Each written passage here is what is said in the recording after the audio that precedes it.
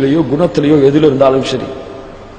ஆனா இன்னைக்கு சின்ன பிள்ளையிலே வளரும் பொழுது ஜீன்ஸ் பேட்டையும் டிஷர்ட்டை போட்டு வளர்த்தா பிள்ளைக்கு அந்த புள்ள காலேஜ் படிக்கும் போது எதை கேட்கும்? சின்ன பிள்ளை தானங்க, இதுக்கு என்னங்க இருக்குங்கிறாங்க. சின்ன பிள்ளையில எப்படி வளர்க்கணும்? ஹிஜாபை போட்டு வளருங்கள். சின்ன வயதிலேயே 2 வயசு 3 வயசு மஹரம் ஆவறதுக்கு முன்னாடி, பாலிக ஆவறதுக்கு முன்னாடி அந்த பெண்ணுக்கு ஹிஜாபை கற்றுக் கொடுங்கள். ஹிஜாபை கொண்டு வளருங்கள். அந்த பெண் நாளடைவிலே அப்படி வளர்வாள். 15 வயசு வரைக்கும் ஹிஜாபா கண்ணில் காட்டாம காலேஜ் போகும்போது ஹிஜாபா போட்டு போனா அங்க போயிட்டு கழட்டி வச்சுட்டு பேக்ல வச்சுட்டு சுடிதாரோட தான் உட்கார்ந்துருப்பா. லா இலாஹ இல்லல்லாஹ். யோசித்து பாருங்கள் பெரியவர்களே, யோசித்து பாருங்கள். அல்லாஹ் சொல்கிறான், யா நிசா அன்-நபி லஸ்துன்ன கஅஹதின் மினன் நிசா இன் தகைதுன்ன ஃபலா தഖலஅன பில் கௌல் ஃபயத்மஅ அல்லதி ஃபீ கல்பிஹி மரதுன் வகுல்ன கௌலம் மஅரூஃபா. நபியே, உங்கள் மனைவிக்கு சொல்லுங்கள், அந்நிய ஆண்களிடத்திலே பேசும்போது குலைந்து பேச வேண்டாம். கம்பீரமா பேசுங்க. ஏன்?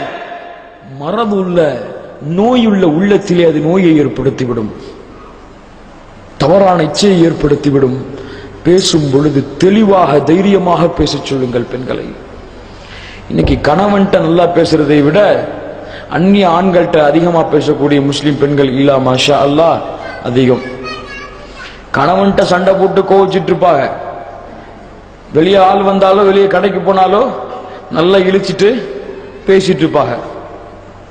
இல்லா மாஷா அல்லாஹ், அல்லாஹ் பாதுகாத்த மூமின்களான பெண்களை தவிர. யோசித்து பாருங்கள். இதுவெல்லாம் துண்டுகளாக எடுத்துச் சொல்கிறேன்.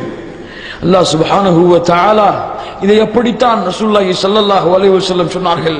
ஐயும் ரஅத்தின், எந்த ஒரு பெண் நறுமணம் அணிந்து கொண்டு நறுமணத்தை பூசிக்கொண்டு மக்கள் அதை நுகர வேண்டும் என்ற காரணத்திற்காக வீதியிலே நடந்து செல்கிறாரோ, முடிவு செய்து கொள்ளுங்கள், ரசூலுல்லாஹ் அவங்களுக்கு சர்டிபிகேட் கொடுக்கறாங்க, ஃபஹிய ஜானியா, அவள் விபச்சாரி தான்,